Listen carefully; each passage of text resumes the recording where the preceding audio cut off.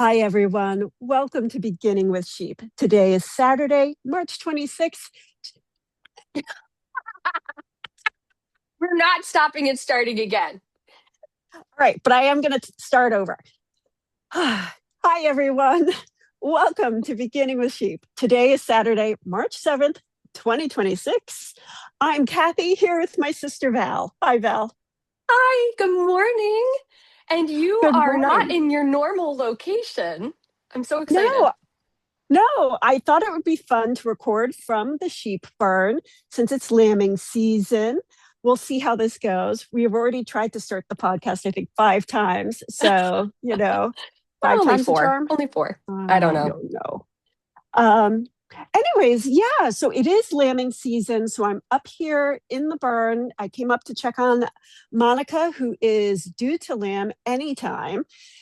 What's happening with her is we noticed a couple of weeks ago that the lambs, I would say, dropped, right? So they started to ride lower.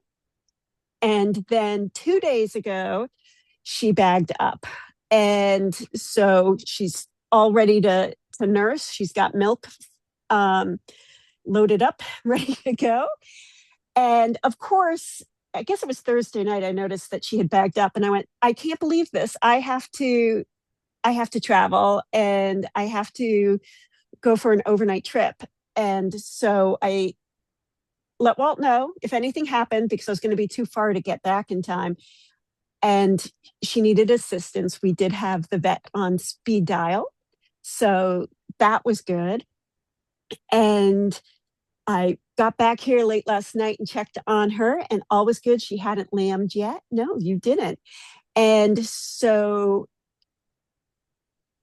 we're waiting. This morning when I got up, she wasn't eating, which is also a sign of impending lambing. But she did just eat a little bit. So I'm in the stall with Monica right now, for those of you listening. And she is just, I can tell her back is a little sore. And so mom said to me, oh, I know that feeling. After five Yep. kids, she's like, oh, poor Monica. I feel so bad for her. So Monica is in a stall with her daughter from 2 years ago, about Juliana, and they are both loves. So I think those pregnancy hormones might be kicking in because they just both want their faces rubbed, their backs rubbed. So I'm just sitting here giving them some wonderful love as we chat. Um, and yeah, so she could start go into labor at any point. I mean, she's definitely had some contractions. Um, yeah, She so keeps I wagging her tail. It's really cute. she yeah, she loves her face rubs. She'd love a back rub too, but I think my earpiece would fall out if I bent over her and gave her back rubs. So I'm just going to sit and give her face rubs. Yuli's very insistent for face rubs too. So um, I checked Yuli and she hasn't bagged up yet. So, but we'll see. We'll see how this all goes. So I'm excited to be here for the birth because I'm certain she will go in the next couple of days. I would be surprised if she doesn't go tonight, but you never can quite exactly tell. I know it's imminent, but That's very cool, yes. Kathy. I'm glad you made it back last night, Oh, and that yes. she hadn't lambed yet. I know. Me too. Me too. So all good here. The weather is continuing. It's snow 4 or 5 inches, warm up. Mud season, snow. So that continues. I was surprised with all of this precipitation. I thought to look at the U.S. drought monitor, and we Oh, are still considered a level 1 drought, even with all of this. I don't know how often they update. I need to look into that. I'm assuming they update it year round, and it's not just a summer thing. But yeah, the county I next to us is level 2 drought still. okay. So I don't know how Um, they measure that, whether it is groundwater, in which case, until this all melts, it's not going to impact the drought level. I don't know. You're you, trying to look you it up. know, yeah, but it was requiring multitasking. It wasn't going well. Um, Okay. so when I lived in California, I remember, they were constantly updating the drought status, and with the snowfall in the mountains, they would take the amount of snowfall into consideration. So, but I don't. It's been a minute, and I don't remember. Of course, where I live now, also, we I don't know if we're considered in a drought right now, but we definitely were last summer. Yeah.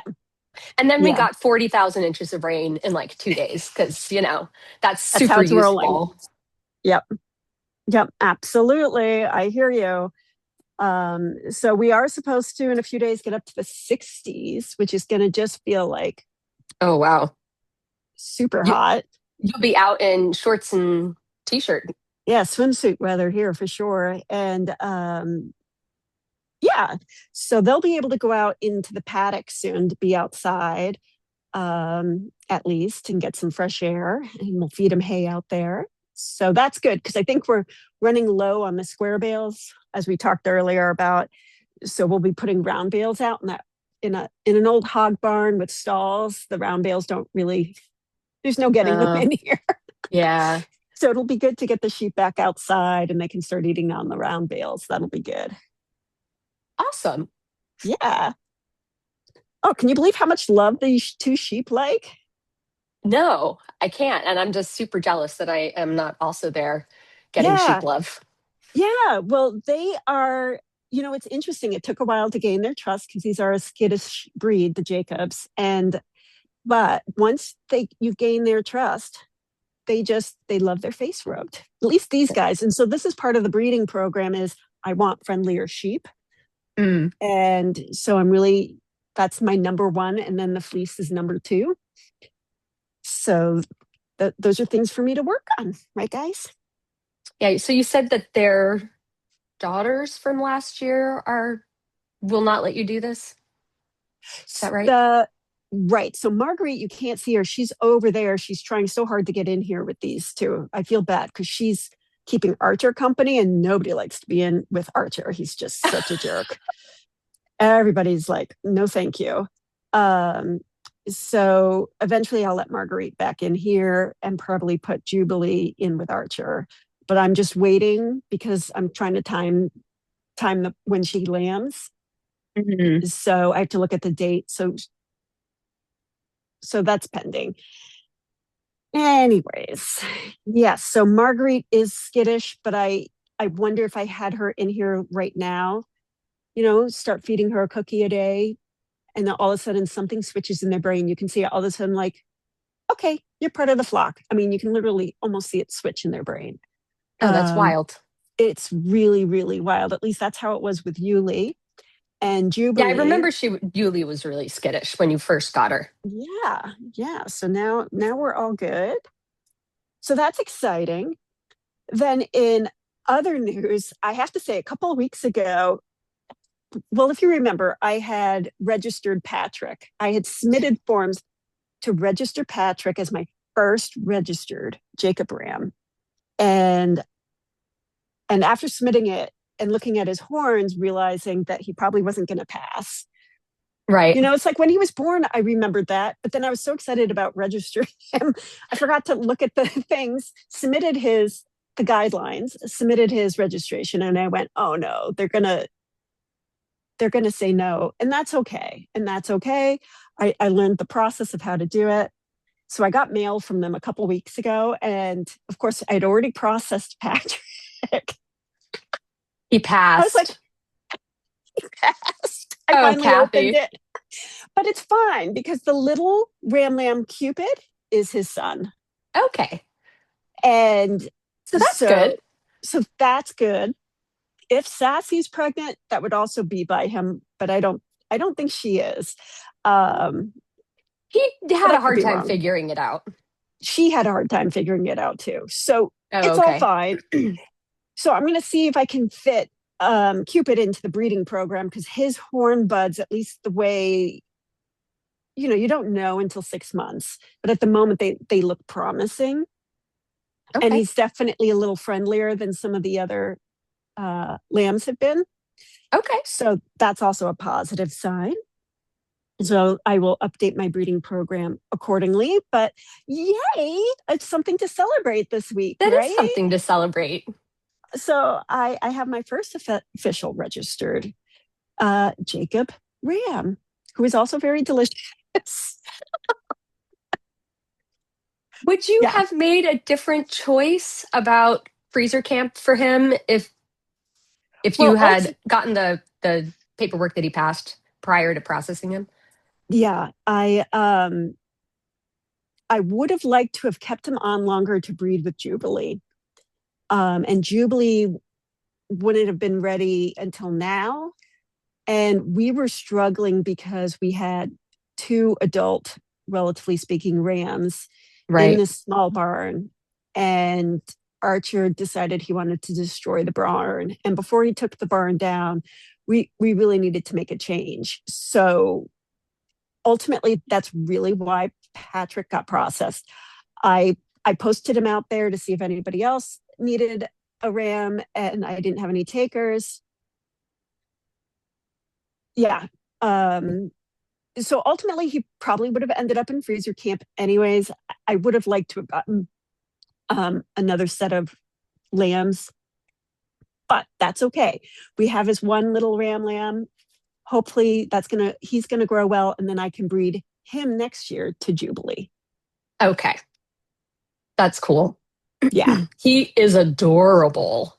he, yeah, he is so cute. I mean, he, he's so fragile when he's born, and now Right. you look at him, and he's just so playful. He's just running around, wants to explore, and I was really hoping he'd have a friend here sooner than this, but he'll have a friend soon.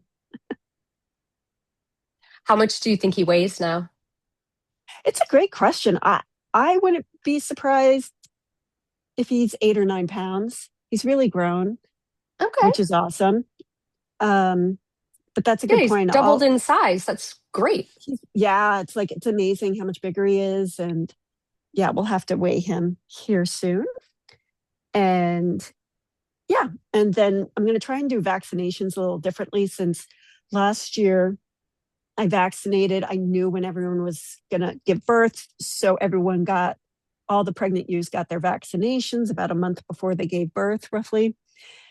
And since that didn't work out this time, I think I'm going to time it. Now it's the lambs get it around 4 to 6 weeks for their first dose, and then they get another dose, a second dose.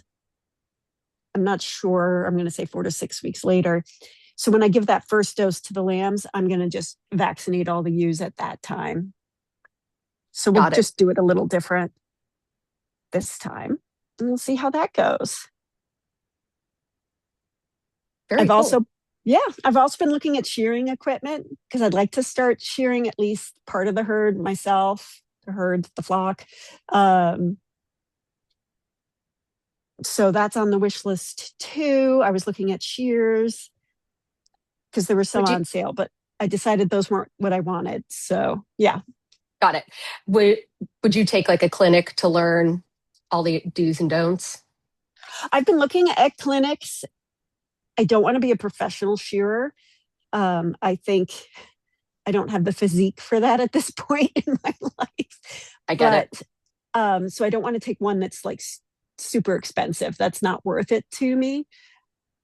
But if I find the right clinic, then yes, I would love to take a clinic. They pop up and they're either really expensive or it's a weekend where I have to work or I'm traveling and not able to do it. So it is on my radar. Of course, I've watched tons of YouTube channels. And for Monica, I just want to get the fleece off of her. It's really not good for yarn or anything. It's really great for the garden, for compost, that sort of thing. Okay. So I just would like to make her comfortable sooner rather than later. So she's a great one to start on as far as Because that she's goes. pretty docile, She's pretty until I try, relatively oh, speaking. hello, relatively speaking. Um, and I would probably get a stand so it'll have like a harness that holds her steady is as versus doing the flipping around of the sheep. Right. which is what a professional shearer would do because that's quicker. And yeah, so I'm looking forward to that. Um, yeah, we do have a shearer scheduled late May, which is a little late. They get really hot at that Right. point. So I'd like to get the fleece off a little sooner. Got it. What makes her fleece like, is that just her fleece? Like you would never use her fleece for crafts? Yeah. Yeah. So she's an older ewe. So, and as they get older, the fleece quality will deteriorate a bit. But, um, and her fleece would probably be good for felting. If you do felting crafts, I think it would be good. But it is more primitive. So I think it's a coarser, thicker, and it has a lot of downy sort of fleece to it. Okay. And because of the winter, I don't know how well you can see, it's pretty dirty and pretty mangled. I mean, she actually rues a little bit. And that means right now, if I tug, I can actually pull some of her fleece off. So that's a very Oh, uh, heritage breed, you know, wild sheep. That's what they do. Wild wool sheep would rue. Basically, they'd rub up against a tree or a fence post, whatever, and the fleece would just come off. got it. It's like any And animal shedding, right? so she sheds. Yeah, to some extent, she will shed, and she's starting that shed process. So as we're getting the warmer temperatures, I'd really like to start um, getting their fleece off, and then um, I might consider doing a second shearing late in the fall and see their fleece quality will be better. Looking at whereas Juliana's, I can see has more crimping to it. It's a little finer. It's not as bedraggled. You probably can't see from there. Well, they do look different. Yeah, To be honest, yeah, Monica, they do. yeah. So, Yeah. So one of the things is I want to keep the friendlier sheep as I'm breeding in my breeding program, but I also want to improve the fleeces. That's those are my goals. And and this is a good size. I don't want the Archer Jubilee size. The reason for the Archer Jubilee size is for me. And, if you're making a living on the farm, you definitely want, there's a reason why you would go bigger, right? Because if sure. it costs you a certain amount of money to have a sheep processed and you make more money when you have more meat off the animal. Right. Or more fleece. Or more fleece, exactly, both. So, or bigger horns, which can also be used for lots of different things as well, from dog chew toys to buttons or earrings, I to wanted making to ask you about that, and I kept forgetting. yeah. When you had Patrick processed, did you take any of that back? Like his horns? So he was processed on, he was dispatched on property. So they leave behind certain parts of the animal. Oh, They only take the carcass. Everything else stays. oh. Yeah. So um Did you so bury we his head? yes. Will you unbury it? I mean, because I would Yes. think you bury it and then gets cleaned Yeah. by nature and all of that. That's the Okay. hope. So he's in the compost pile, his head. And I know I it's don't know how I feel about it. I'm I sorry. don't know no, I'm it's so okay. sorry I asked now. It's probably why I haven't discussed it because I was like, I don't know how she's going to feel about. I don't know how I feel about it. Anyways, it's a little odd, but yeah. So his head is in our compost pile, and so I will unbury his head at some point, and hopefully it'll be all clean. Then I can Yeah, take I'd his give that some head. time. If it comes out well, I can sell it. Yeah. People mount that stuff and or use it or whatever they do. I had Um, a cow skull that I got in New Mexico, exactly. So Yeah. let me tell you So how funny was getting on an airplane with that. It that was in is the funny. 90s. It was in the Oh, I was going to 90s. say, I don't know if they'd let you do that now. I I doubt wonder. it. No, no way. No Wow. way. Okay. That's It was funny. it was pretty funny. I think they put it in the trying to remember. It was really funny. But I That's think they awesome. put it in the stewardesses Okay. closet or whatever. Like I don't know. I don't know where, because it certainly wasn't going in the overhead or under a seat. I can't believe they let you carry that on. That's a riot. Kathy, it had to be mid 90s. Yeah. I didn't It was travel just by air different much in then. the 90s. I know it's different. Well, right. It was before 2001 to begin with, but um, Oh yeah, you just walked in and went to your gate. yeah, people could see you off at the gate. Yep. Yeah. Yeah. Very different. Um, yeah. So, oh, the other thing, I don't know if I want to get into this, but oh, see, I'm ruining her. So I saw a Facebook post about a shepherdess who is doing this for a living. And the basics of the post was in order to make a living, and she wasn't raising Jacobs, I think she was raising a blackface type of sheep. Um, and they looked beautiful. But she said in order to make money, she needed to sell them for $800 or $850. That was the cost of raising them. And she did this really long post about how disappointed she was that nobody would pay the value of these animals. And it was really interesting. And I think pleading with people not to sell their sheep for just $250 or $300 if that's all they could get for them. And it's a really hard, I think, conversation because on one hand, people should be getting the value of their animals. But on the other hand, it is a reality check as to why so many farms have disappeared because if it's not profitable, Right. you know, where do you, and I don't think it's if everybody all of a sudden charged $800 for their sheep, no one's going to buy them. So, I mean, it was a conversation about don't undercut or undersell your neighbors. And it's a really tough and I think not a simple issue.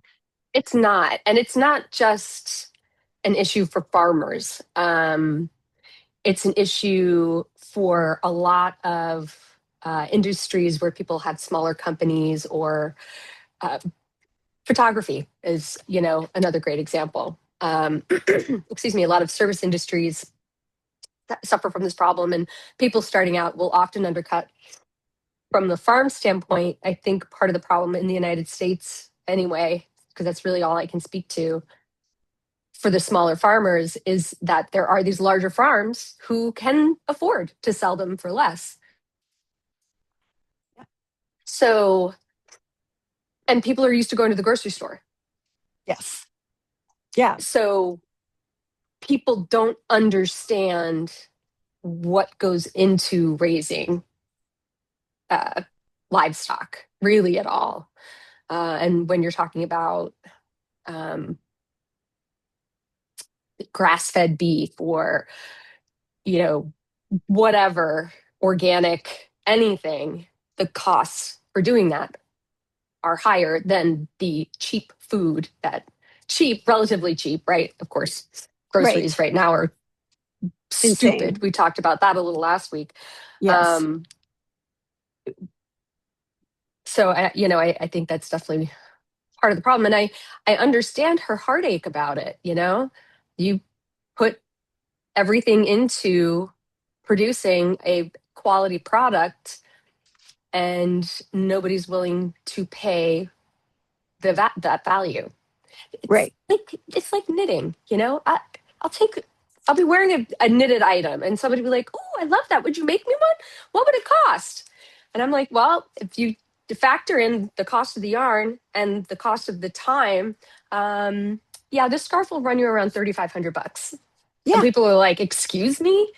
Yeah. I'm like, I'm like, either you want to pay it or you don't. But I am not about to undervalue what I do just so Yes. that you can wear something that I made. Yes. Um, so Oh, I I'm don't know. right That's there. my 2 cents No, on it. no, no. I agree. It's tough. And I think one of the things we can do is keep working to educate people on where their food comes from, how the animals are treated, and really the not Yeah. only big ag, and I'm not saying all big ag is bad, I don't know, but um, but when you buy local, just the importance of buying local, supporting your neighbors, and the quality Sure. of the food that you're eating. I mean, so much of the food we eat is so processed, and those are the people that are making money, um, driving up costs of the land. It's really it's tough. So I felt her pain. Yeah. I think it's more than people undercutting. I think it's really the focus is on the really big ag and their lobbyists and the cheap processed food that's out there, or even the cheaper meats. I mean, if you eat farm fresh meat that's raised on pasture, that the animals are well cared for, it melts in your mouth and you It cannot buy tastes that in the different. grocery store. You It cannot tastes buy it. different. Yeah, let alone ethically, just how the animals are treated. I mean, big industry lambs, they're not getting love. No, they're not. No, they are not. Yeah. So, anyways, I felt her pain. And so we'll just keep working on educating people, encouraging people to buy local. And, hopefully as that movement grows, hopefully things will take a better balance. I like your optimism. I'm going to hang on to You that have for to. today. Yeah, you have to Yeah, hang you on to do. that, right? Yes. Well, I've got lambs coming, so I'm pretty excited. I have the next 2 days off from work, so I'm hoping they come, I hope she doesn't hold on until I have to go to work on Monday, which is what they tend to do. Yeah. She's eating, Well, so it's probably not imminent. uh, wait till you leave the barn, Kathy. I know. That's what they do. She's They hide it well. They hide it well. she's like, well, this lady's going to sit here for a minute, so I guess I'll have something to eat. Yeah. Yeah. So I'm coming up every couple of hours and just checking. But Okay. yeah. Yeah, so that's what's Well, happening that's awesome. here. Yay. Well, I love it. I loved getting to hang out in the barn with you today. This was really cool. Oh, I can't believe I haven't done it before. So it seemed to work We'll out have to pretty do it well. again when there are lambs, more Yes. lambs. Yes, absolutely. That'll be fun. Little lamb shots. So thank you for joining. Thank you everyone for joining. If you have questions, we can be reached at parkerfarmjacobs@gmail.com. I'm also posting regularly to YouTube. So if you want to see updates of the lambs and what's happening here on the farm, give us a like, give us a follow. Thanks. Have a great day, everyone. I love it, Kath. Talk to you later. Bye Love you. bye. Bye. Love you. Bye.